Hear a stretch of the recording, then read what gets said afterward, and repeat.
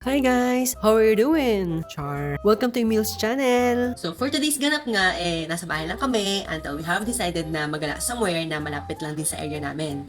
And upon searching, we found this Paraiso de June Quixote Eco Farm. Or Quixote ba yun? Bahala na kayo, meron kasing J, meron din X. Anyway, located ito sa Maragondon, Cavite. Just Google it girl para i-guide ka ni Google. At pagkarating nga namin, syempre ang aming first stop ay ang concierge area. Char! Concierge! Ang kanilang information area. At dito nga ay nagtingin-tingin kami ng mga activity and prices sa loob. Pero sa kabutihang palad ay nag-cut off na po sila. And ito nga po yung mga activity sana na meron sa loob nila. Katulad ng rope adventure, and yan din yung mga prices. Dahil cut off na nga at marami nang nakapila sa mga activity area, ay ayan, tinuturo po ni ate yung gate para daw po umuwi na po kami. Charing, hindi po. Joke lang po yun. So ayun, nagala na lang po kami sa loob. And with that, let me tour you. Let's go! At sa bahagyang ito ay makikita nyo ang playground na swak sa mga kids. Sa bandaro naman ay ang tinatawag nilang rope adventure with wall climbing. Kaunting lakad pa ay makikita natin ang tinatawag nila na piging sa kamali na ayon kay Maring Munggel, ang ibig sabihin ng piging ay salo-salo. Mikot ulit kami dito sa may playground area para i-check kung makapaglaro pa si Kael. May pamangkin, pero ayun, may mga nakaabang pa yatang ibang maglalaro para dyan sa talong-talon na yan. Kaya nagdesisyon na lang kami na maglakad-lakad na lang ulit. Picture-picture, ganun. Pagkatapos nga niyan ay umikot ulit kami dito sa may piging na kamalig. Sa loob pumunta kami para check yung mga food na meron sila. And yan, ang ganda ng mga pailaw nila. Ayan no, gusto ko yung mga pailaw nila na ganyan. Chandelier ba yan? Char. Tapos dumiretso kami dito sa iba pang view. Dito pala sa part na to ay mayroong river na hindi ko alam kung ma-appreciate nyo siya sa video, pero ang ganda niya, na-amaze ako sa kanya. Kung papansin nyo, dito ay parang marami pang ongoing na construction. Yung area is parang bago pa lang talaga siya nag-open. Ayan, meron din dito river, karugtong nun. Ang ganda niyang tingnan. Ang ganda na view. Sa part naman na ito ay mga statue ng mga malalaking animals like kabayo, kalabaw, na okay din sa mga bata for picture taking.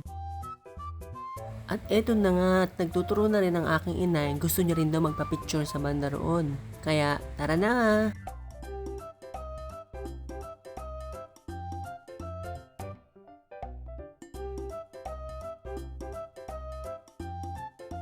Ang aming next na pinuntahan ay ang hanging bridge na ito. At para makadaan dyan, meron po tayong toll fee. Yes po, may toll fee po. Kaya kami ay pumila na dahil kung makikita ninyo ay ang haba-haba ng pila. So para ma-experience namin, tsinagaan namin pilahan ang hanging bridge na ito.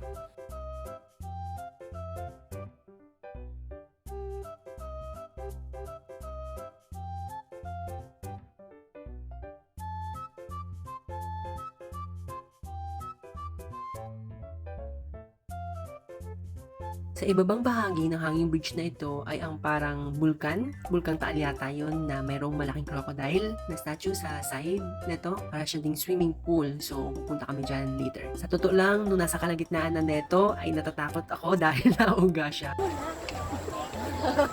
Nakakatakot. Nagbubuga naman ata eh. Dumiretso kami sa taas na yon kasi mas ma-appreciate mo yung ganda ng view. At yan nga, kumakaway pa ang aking inay, may akala mo yung artista.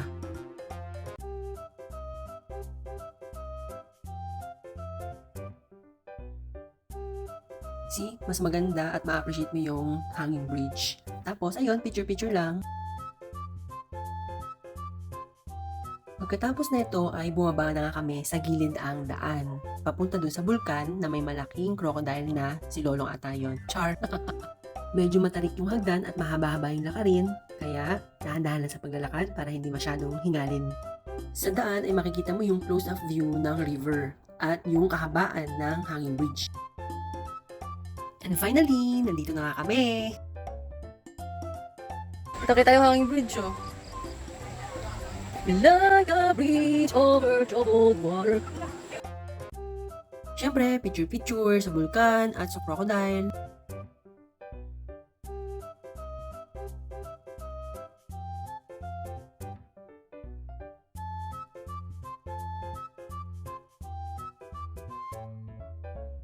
After ko ngang makagat, este mag-picture ay bumalik na kami at yung daan pabalik ay same lang din. At sa Hanging Bridge din ulit babalik. Meron pa silang ATV na hindi na namin na-try pero isa sa mga gusto kong subukan kapag bumalik dito. At ayun nga, sa pagbalik namin ay makikita yung ganda niya lalo dahil bukas na yung mga Christmas light at mga pailaw na butterfly effect. At pagkatapos nga ng mahaba-habang lakaran, saglit lang kami nagpahinga at uwian na. By the way, hindi na kami nakakain doon sa loob ng piging na kamalig kasi mahaba din yung pila. Sa labas na lang kami kumain. And that ends our gala for today. Thank you for watching. Until next time, this is Emil's Channel.